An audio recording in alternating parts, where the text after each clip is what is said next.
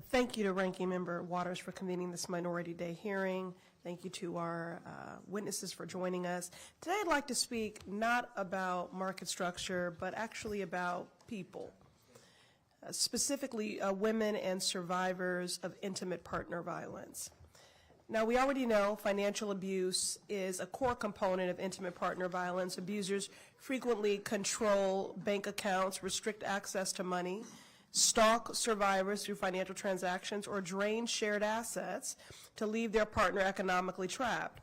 With traditional financial systems, there are red flags and mechanisms to detect this, such as bank alerts and flagged withdrawals. But in the crypto world, these protections vanish. Abusers can stash funds in anonymous wallets, bypass court-ordered freezes, or empty crypto accounts without a trace. We've seen reports where a husband hid $500,000 in Bitcoin during divorce proceedings, and abusers used blockchain tools to exert coercive control.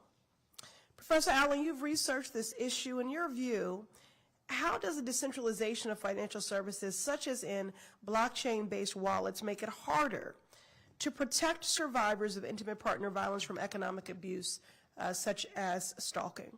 Well, thank you very much for this important question. I think it helps us to talk about the things that are not in the bill that should be, right? And there's lots of them.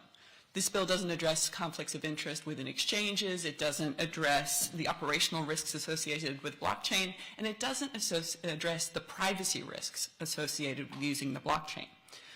Public blockchains are public. Anyone can see them.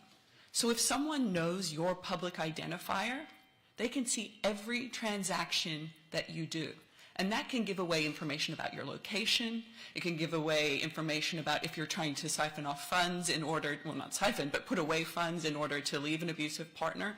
All of that is going to be visible for all the world to see. So that's before we even get to the issue of the abusers themselves using crypto for criminal purposes or abusive purposes. This publicity of the blockchain is something that this law doesn't grapple with at all.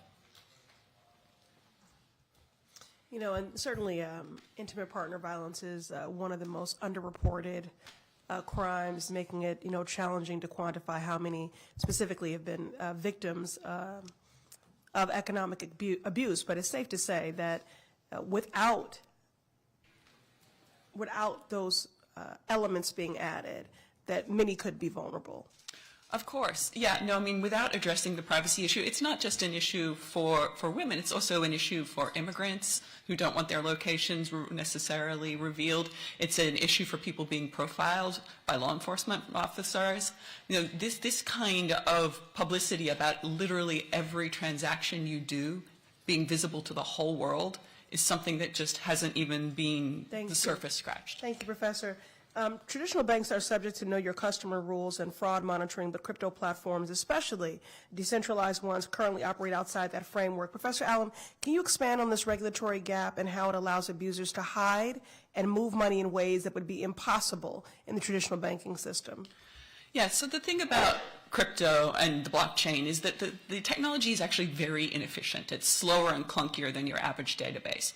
Where it gets its efficiencies from is skipping regulatory requirements that apply to others, including AML and KYC checks. So using this technology, the end goal is skipping that process. And so when you have fewer barriers along the way, then there are fewer intervention points where law enforcement officers and others can crack down on illicit activity, including using funds in ways that could be used to harm women. Right, fewer barriers, fewer intervention points. I'm particularly concerned by reports where abusers access their partner's crypto wallet if they know the password and raid the account, preventing their partners from recovering lost funds since crypto transactions are irreversible. Let me just close here and say that the promise of decentralization may be empowering for some, but for survivors of intimate partner violence, there's often no recourse due to the regulatory gaps in our system. We cannot allow blockchain tools to become safe havens for abusers and predators. Congress